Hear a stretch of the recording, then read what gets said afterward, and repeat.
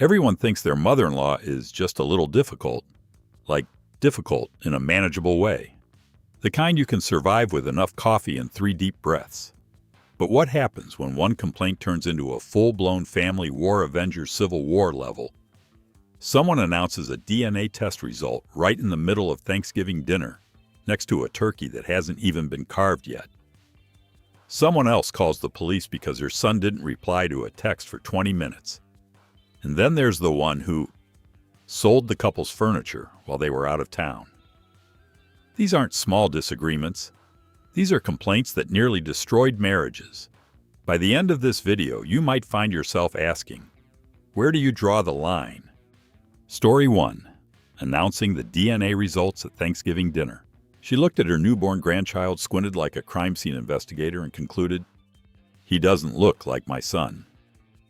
Most people say that kind of thing casually. She did not. She quietly ordered a DNA test, kept it secret like she was preparing a plot twist. And of course, she didn't pick a random Tuesday. She waited for Thanksgiving. The family was passing around mashed potatoes. The turkey hadn't even been carved yet, and she stood up, pulled out an envelope like she was presenting an award. "I have something to say." The result? The baby was 100% his child. No family secret, just an overactive imagination. You think she apologized? No. She switched to, "I just wanted to be sure." Within 10 minutes, the dinner table split into 2 sides, one side in shock, one side defending her. The potatoes went cold. The air froze. And someone quietly started wondering, is there a warranty for mothers-in-law? Story 2. Live streaming the wedding to expose the bride. She claimed the wedding was disrespecting her family. Exactly how no one really knew. But she decided to appoint herself head of the family honor committee. As the bride was getting ready to walk down the aisle, she showed up in a white dress, pure white, no hesitation. And to make it more dramatic, she started a live stream right in the middle of the ceremony like she was reporting breaking news from a red carpet. The camera zoomed in on the bride with live commentary. Crying like that? She probably practiced in the mirror. Wow, such a performance. Guests in the hall were still confused, while relatives watching from home were getting the full HD version with her emotional subtitles included. The video spread faster than the bouquet toss. Phones started buzzing everywhere. The couple hadn't even cut the cake before they were dealing with a full-blown family PR crisis. The wedding ended with a kiss and an argument. The honeymoon began with one simple question. Has Mom blocked us yet? Story 3. Faking a hospital emergency to cancel the honeymoon. She declared that her son going on a honeymoon was abandoning the family. Like he was moving to Mars, not spending 5 days in Hawaii. On the very morning of the flight, the phone rang. A panicked relative on the line. "Your mom fainted. She's being taken to the hospital." The suitcases were already checked in. The boarding passes printed. And his conscience started vibrating like a phone on 1% battery. The couple canceled the trip, rushed back to the hospital at full action movie speed. But the plot twist came faster than lost luggage. She wasn't at the hospital. She was at a shopping mall trying on outfits and asking the sales associate if there was any extra discount. When confronted, she explained casually, "Mom just felt a little dizzy, but you going so far away made me sad." For the first time, the son didn't just feel tired. He started seeing a pattern. A honeymoon can be rebooked, but trust no airline offers a refund for that. Story 4. Selling the couple's sofa while they were away. She looked at their gray sofa and sighed like she had just witnessed a crime against interior design. "This makes the family look bad," she declared, as if the couch was about to run for mayor. The couple left for a weekend trip. Blue ocean, golden sun, completely unaware that back home a soft furniture real estate deal was in motion.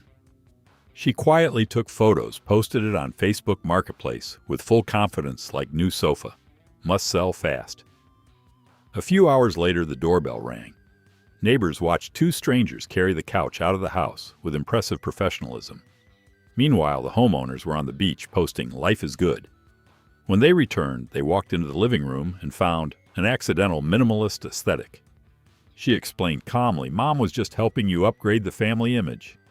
At that point, no one was arguing about the sofa anymore, because what really got taken was trust.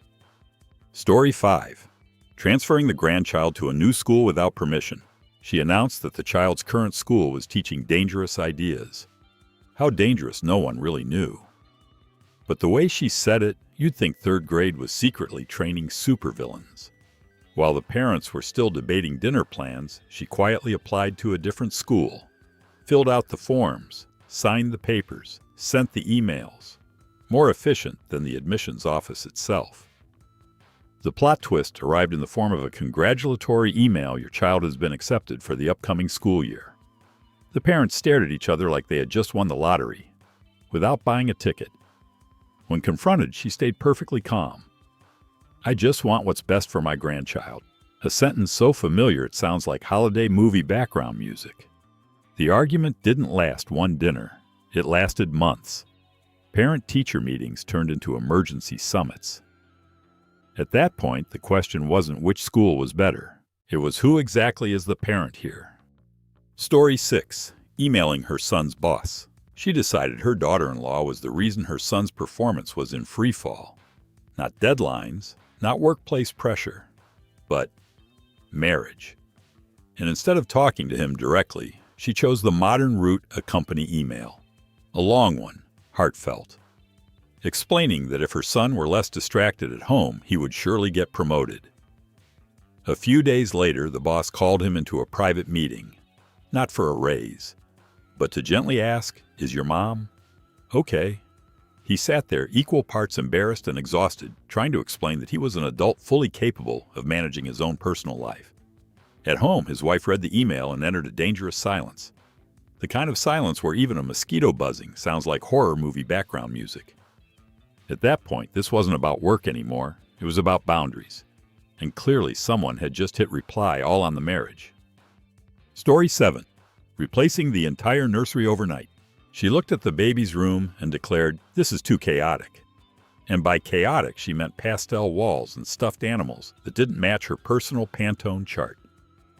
One evening, the couple went out for an anniversary dinner. Romantic mood, soft smiles. They came home, opened the nursery door, and briefly wondered if a home renovation show had broken in. The walls were repainted, the curtains replaced, the wall art gone swapped for something more appropriate. She stood in the middle of the room, proud like she had just wrapped the season finale of Makeover Baby Edition. The daughter-in-law froze, not because of the paint color, but because it felt like her role as a mother had just been quietly deleted. She explained gently Mom was just trying to help. But that night, no one talked about design. Both families argued like they were bidding for decision-making rights. And the biggest question became, is this the baby's room or someone's ego? Story 8. Creating a secret group chat against the daughter-in-law. She became convinced her son was being manipulated. The biggest piece of evidence, he started saying, "Let me check with my wife first." To her, that wasn't respect. That was a red alert. So a secret group chat was born. The name sounded innocent, something like Beloved Family. But inside, it felt like a strategy war room. Relatives were added like investigators. Screenshots were shared. Facial expressions analyzed. Every decision dissected, from dinner plans to holiday schedules. She believed she was collecting evidence. In reality, she was directing a multi-season family drama. Then technology delivered its plot twist. A message was sent to the wrong group, the one with the daughter-in-law in it. 3 dots appeared. Silence. Then, explosion. Screenshots flew everywhere, forwarded, shared. No more need for a secret group. From that moment on, everything went public like a live stream no one could turn off. Story 9. Installing surveillance cameras in their house. She declared the couple's home was not safe.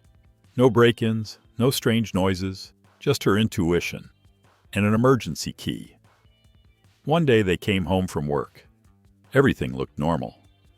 Until a notification popped up, a new device connected to the Wi-Fi. They opened the app, and there it was. A live view of their living room. Perfect camera angle. Like their house had just signed a deal for a reality TV show. Turns out during a quick drop-in to check on things, she had quietly installed cameras. Her reasoning: Mom just wants to make sure you're safe. Safe from who? Unclear. But no one feels safe when their dining room has a 4K viewing angle. The night's conversation was not gentle. No one argued about technology. They argued about boundaries. A camera can record everything. But what broke that day wasn't a lock. It was trust. Story 10. Demanding her own clause in the prenup. When she heard the words prenuptial agreement, she wasn't worried about the couple's happiness. She was worried about family assets. You'd think they owned an oil empire, not a 30-year mortgage. At the lawyer's office, while everyone was discussing the bride and groom's rights, she gently cut in. I think we should add a few clauses, and by a few she meant protections, for herself. The temperature in the room shifted faster than the stock market. The lawyer looked up. The bride blinked. The groom started sweating like he'd just entered a high-pressure game show. She explained she only wanted to ensure fairness, but fairness sounded a lot like Mom would also like legal input in this marriage. The contract signing turned into an argument. The wedding almost got postponed not because of love, but because of Appendix 3. Story 11. Cutting the grandchild's hair without permission. She looked at her grandson's long hair and sighed, like she had just witnessed an identity crisis. Hair that long looks unmanly, she concluded, as if the child was about to join a rock band instead of going to preschool. One afternoon, while taking him out for fun, she casually stopped by a barber shop. 20 minutes later, he walked out with a buzz cut that said reporting for boot camp. She smiled proudly like she had just rescued the family legacy. The parents found out when they picked him up. The first silence was the scary kind. Then came the question, who gave permission for this? She simply replied Mom thought it looked better. But the issue wasn't long hair versus short hair. It was about who gets to decide. From that day on, the babysitting schedule changed. Not because of the haircut, but because the boundary had been cut even shorter than the hair. Story 12. Bringing a digital scale to a restaurant. She was convinced her daughter-in-law ate more than her son. And in her mind, this was clearly a matter of national importance. The family dinner took place at a nice restaurant. Menus opened, drinks ordered. Then she reached into her purse like a magician about to reveal the grand finale, and placed a mini digital scale right on the table. Not to weigh luggage, to weigh food portions. Just to keep things fair, she said, while the server froze like they had walked into the wrong script. The daughter-in-law stared at the scale. The son stared at the ceiling like he was searching for an emergency exit. Nearby tables started whispering. The tension tightened like a guitar string. And suddenly, no one was hungry anymore. This wasn't about calories. It was about respect. That night, the bill was paid in full. But the real price was the family's dignity. Story 13. Forcing the grandchild to use a new title. She decided the way her grandchild used to address her was disrespectful. Grandma sounded too ordinary. She wanted something more exclusive, something that sounded royal, or at least trademarked. So she gave herself a new name. Not a suggestion, not a discussion, an official announcement. From now on, you will call me Lady Grand. The child looked confused, like he had just been handed a 27-character Wi-Fi password. If he slipped up and said it wrong, she corrected him immediately. Once, she even punished him by canceling cartoon time that night. At first, the parents thought it was a joke, but when their child started hesitating every time he opened his mouth, they realized this wasn't about a nickname anymore. It wasn't about the name. It was about control. Eventually, the parents had to step in directly, because in this family, the highest title isn't lady. It's being an actual adult. Story 14. Attaching a tracking device to the car. She insisted it all came from concern for safety. Not curiosity, not control, just love with Bluetooth. One day her son received a notification on his phone. An AirTag is moving with you. He assumed someone had misplaced an item, until he followed the signal and discovered the device carefully hidden inside his coat pocket. Plot twist. It wasn't a stranger who placed it there. It was his mother. She explained calmly, Mom just wants to know where you are in case something happens. It sounded like a trailer for a family spy movie. He stood there shocked, slightly amused, but mostly hurt. Because safety shouldn't mean secret surveillance. This wasn't about technology. It was about trust. An AirTag can pinpoint your location down to the meter. But that day, what truly went missing was privacy. Story 15. Demanding a last-minute wedding menu change. She looked at the wedding menu like someone had just suggested serving sushi at Thanksgiving. Too strange, not traditional enough. While the bride and groom were excited about their modern choices, she saw only one thing, a threat to the family image. 2 hours before the ceremony, right as the bride was getting her hair done and the groom was trying to breathe normally, she called the catering company directly. Her tone sounded like she was aborting a rocket launch. "We need to change a few dishes, immediately." The kitchen panicked. The event manager started sweating. Both sides of the family began debating in the wedding lobby. Some said she was right for preserving tradition. Others gently reminded everyone this is their wedding. In the end, the menu stayed the same. But the atmosphere did not.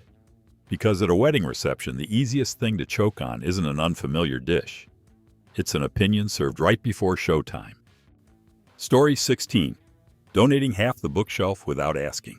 She looked at her daughter-in-law's bookshelf and shook her head. Why read this much? In her mind, books weren't knowledge. They were dust collectors. One afternoon, while coming over to help clean, she decided to act for the greater good. Half the bookshelf was neatly boxed up and delivered straight to a thrift store.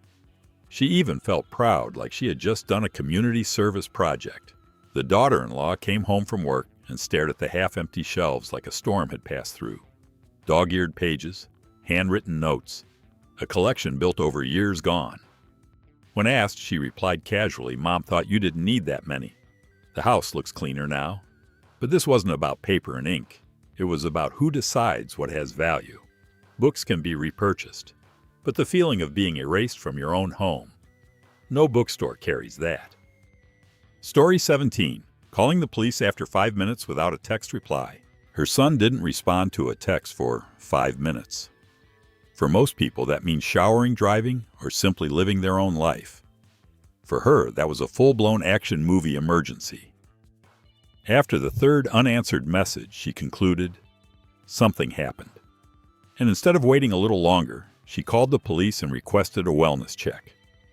15 minutes later, a patrol car pulled up outside the house. Neighbors peeked through their curtains like a new episode of neighborhood drama had just dropped. Her son opened the door in pajamas holding a phone with a dead battery. Before he could process anything, an officer asked, "Sir, are you okay?" He was fine. His dignity, not so much. That night, the argument exploded. No one talked about safety anymore. They talked about trust, privacy, and the mute notifications button. Because sometimes the most dangerous thing isn't 5 minutes of silence. It's the reaction inside those 5 minutes. Story 18. Bringing a lie detector to dinner. She claimed she just wanted the truth. Sounds noble. Until she placed a polygraph machine right on the dinner table next to the salad. Before anyone could ask if this was a joke, she was already connecting wires, like she was prepping for a crime drama interrogation. The daughter-in-law stared at the machine, then at her husband. Like, do we need a lawyer for family dinner now? The first question wasn't about work or the weather. It was, do you truly love my son? The machine beeped through the smell of dressing and thick silence. Guests sat frozen. Dessert was officially forgotten. Dinner didn't end with bon appetit. It ended with chairs scraping and a door slamming. Because sometimes what ruins a meal isn't bad cooking. It's turning the dining table into an interrogation room. Story 19. Demanding co-control of the grandchild's bank account. She insisted she was just worried about the child's future. In her mind, that savings account could be misused at any moment, as if the parents were secretly planning to spend the college fund on lottery tickets.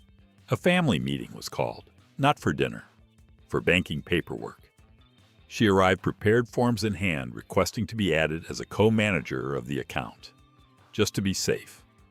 The parents exchanged a look, trying to stay respectful. Then calmly, firmly, no. The air thickened instantly, like coffee brewed way too strong. She felt offended. They felt invaded. From that day on, any mention of money raised the room temperature by a few degrees. This wasn't about numbers in a bank account. It was about who gets the authority to decide. Savings can grow with interest, but trust, there's no quick recovery chart for that. Story 20. Changing the doorbell camera password. She insisted the doorbell camera system was not secure enough. No hackers, no red alerts. Just her strong belief that she understood technology better than everyone else. One afternoon, while stopping by to check, she quietly opened the app and changed the password. No announcement, no note. Just one confident tap on confirm. That evening, her daughter-in-law came home from work, rang the bell, and couldn't get in. The app said incorrect password. She stood outside her own house like a stranger waiting to be let in. Neighbors glanced over. The bell rang again. She called her husband. No one understood what was happening until Mom calmly said, "I changed it. For safety." Safety from who, unclear. But clearly the wife was locked out of her own life.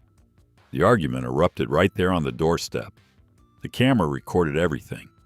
Too bad there's no setting to record boundaries. Story 21. Posting a Facebook rant about the daughter-in-law. She felt disrespected. Instead of having a direct conversation, she chose the modern route, Facebook. A status appeared vague but dramatic. Some young people don't understand the meaning of family.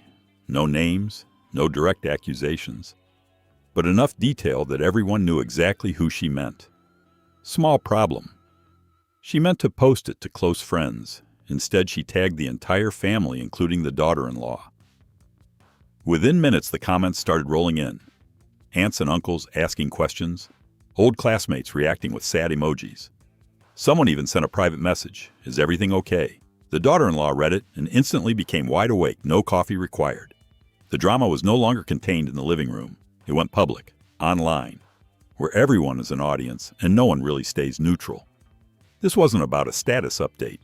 It was about turning a private issue into public content. And the internet, it doesn't forget.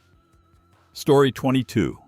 Turning off the Wi-Fi every night because of bad energy. She read somewhere that Wi-Fi gives off bad energy. Not radio waves, not signals, but invisible negative vibes. So after 6 p.m., she quietly unplugged the router. No announcement, no discussion. Just one confident pull powered by the universe. In the living room, the TV froze midstream into the spinning circle of doom. Upstairs, her daughter-in-law was in an online meeting and suddenly froze mid-sentence. "I'd like to share my screen," then turned into a digital wax figure. The couple checked the modem, reset the computer, called the internet provider. Eventually, they found the culprit sipping tea calmly. Mom's helping you sleep better. Sleep, maybe not. But the deadline's very awake. That night's argument wasn't about science. It was about who gets to decide inside their own home. Wi-Fi can be restored with one plug. Peace and quiet. There's no quick switch for that. Story 23. Uprooting the entire flower garden. She looked at the front yard garden and decided it was distracting her son. Distracting him from what exactly mowing the lawn independent thought unclear. But in her mind, the flowers were the problem. One morning, while the couple was at work, she took action. Every flower was pulled out. The soil turned over like it had survived a personal agricultural reform. In their place, bright plastic statues, lined up neatly like a tiny decorative army. Neighbors peeked through their windows, unsure if this was an art project or a full aesthetic emergency. That afternoon, the homeowners stepped out of the car and froze. The garden they planted by hand, watered, daily cared for with patience, now looked like a discount gnome display. She smiled proudly. Mom made it neater. But this wasn't about flowers versus statues. It was about who gets to change what someone else built. Gardens can be replanted. Respect much harder to grow. Story 24. Gifting a talking scale. She insisted she was just caring about health. And in her definition of caring, that meant gifting a digital scale that announces your weight out loud. Family dinner was going smoothly when she brought out a neatly wrapped present. "I thought you'd love this," she said, then pressed the demo button. The scale spoke in a robotic game show voice. 68 kilograms. The entire table went silent. No one even breathed too loudly. The daughter-in-law smiled politely, the kind of smile where the eyes do not participate. Relatives exchanged looks, unsure whether to cough awkwardly or disappear completely. She remained confident. Mom just wants you to keep track. But this wasn't about a number. It was about turning someone else's body into public commentary. That night, the son found himself standing in the middle. Not between two desserts, but between his wife and the person who just hit the broadcast button. Story 25. Forcing a car color change. The couple bought a deep blue car. They thought it looked sleek, modern, confident. She looked at it and declared, "This color makes me sad," like the car was radiating bad vibes instead of running on gasoline. According to her, switching to a lighter color would attract good luck and improve the family image. No one quite understood how family reputation was tied to a paint job, but she spoke with the confidence of a part-time feng shui consultant. When the couple politely declined, she didn't stop at advice. A social media post appeared. Such a shame when young people don't listen to experience. Along with a photo of the car and a few carefully placed sad emojis, comments rolled in. Relatives texted. Friends started asking questions. The car didn't change color. But the relationship? It definitely did. Because sometimes the issue isn't the paint. It's who believes they're entitled to hold the keys.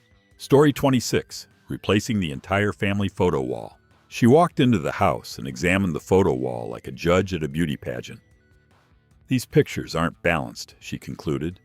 The problem, the daughter-in-law's family appeared a little too often. One afternoon, while just stopping by, she brought an entire bag of new picture frames. While no one was paying attention, she took the old photos down and replaced them with her curated collection, all from her side of the family. Wedding photos from decades ago. Her son in middle school with a questionable haircut. When the daughter-in-law came home, she stared at the wall like she had walked into someone else's house. Shared memories were gone, replaced by a genealogical highlight reel. She explained gently, Mom just wanted balance.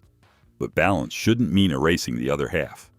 The argument exploded not because of picture frames, but because of one question: who gets to define family. The wall can be rearranged, but the feeling of being edited out of the frame, that's much harder to fix. Story 27. Bringing her own pot to a restaurant. She was convinced restaurant food wasn't clean, not because the place failed inspections, but because she didn't cook it herself. One evening, the family went out to celebrate a birthday. They had just sat down when she opened a large bag like a magician about to reveal the grand trick. And then, a shiny stainless steel pot appeared on the table, along with her own spices, her own chopsticks, even napkins from home. Just to be safe, she said, while the server froze like they had wandered into the wrong show. She started pulling out food she had brought from home, fully prepared to use her personal pot right there at the table. The manager stepped in, politely explaining that this was not on the menu. Eventually, the entire table was asked to leave. The birthday ended with a search for another restaurant and a few sympathetic stares from nearby diners. This wasn't about hygiene. It was about turning a simple dinner into a personal standards inspection. And no one ordered dessert that night. Story 28. Sending an invoice for parenting consulting fees. She believed her parenting experience was not free. In her mind, every piece of advice was premium knowledge, like a masterclass, just without the slides. It started when the daughter-in-law received a PayPal notification: consulting fee, parenting advice. The amount wasn't huge, but it was shocking. The note sounded impressively professional, effective nap strategy. 30 minutes. At first, she thought it was a mistake. Then a second invoice appeared after a 15-minute phone call. Nutrition guidance, basic package. When confronted, she was completely serious. Mom is giving her time and knowledge. That's effort. The daughter-in-law refused to pay, not because of the money, but because of the principle. From that moment on, every conversation felt like it might come with hidden fees. This wasn't about a few dollars. It was about turning family love into a billable service. Story 29. Installing a toll booth at the driveway. She believed every time her son's car rolled into the driveway, the concrete was slowly deteriorating. No visible cracks, no structural damage, but in her mind, full infrastructure crisis. One beautiful afternoon, a sign appeared at the entrance: driveway usage fee $5. Next to it, a small box: DIY toll booth energy. The family arrived for dinner. Before saying hello, they were digging for spare change. If anyone laughed thinking it was a joke, she calmly replied, "Maintenance isn't free." The climax came at dessert. She gently asked, "Anyone who hasn't paid doesn't get cake." Her son looked around and realized he was paying to park at his own home. He quietly stood up and left mid-meal. This wasn't about $5. It was about the feeling that coming home now required exact change. And that night, no one tasted sweetness. Story 30. posting that her son was being manipulated. She started believing her son wasn't himself anymore. Why? Because he said things like, "My wife already decided." To her, that wasn't partnership, that was control. So, of course, a social media status appeared. Heartbreaking to watch your child be manipulated and not even realize it. No names. But enough detail that every relative knew exactly who she meant. Phones started ringing. Aunts and uncles calling nonstop. What's going on? Some even messaged her son privately asking if he needed help. He read the post and felt like his entire marriage had just gone live. This wasn't about one status update. It was about turning his relationship into a group discussion topic. From that moment on, the family didn't just split into two sides. It split into multiple group chats. Story 31. Forcing the family to pick a side. She declared she was being pushed out of the family. Not because anyone locked her out, but because her son started prioritizing his wife and child over the fixed Sunday dinner schedule. To clear things up, she organized a special dinner. Not to reconcile, to vote. Between the main course and dessert, she stood up and asked each person to state whose side they were on. The air froze faster than ice in a glass. Some tried to laugh it off. Some stared at their plates like there was an emergency exit hidden in the mashed potatoes. Her son sat there realizing this was no longer dinner. It was a family courtroom. When no one clearly picked a side, her voice rose. The evening ended with a slammed door and a few early departures. This wasn't about winning or losing. It was about turning family into a battlefield. And after that night, communication shut off like the dining room lights. 31 complaints. 31 times the line got pushed just a little further until you couldn't even see the way back. If there's one takeaway from all these stories, it's this: boundaries aren't disrespectful. Boundaries are survival. You're not ungrateful for saying no. You're protecting your peace from turning into a 10-season family drama series. Now, I'm curious, which story made you want to throw your phone across the table? Drop your experience in the comments. Like, if you believe boundaries are necessary. Subscribe if you want more family drama so unbelievable yet completely real.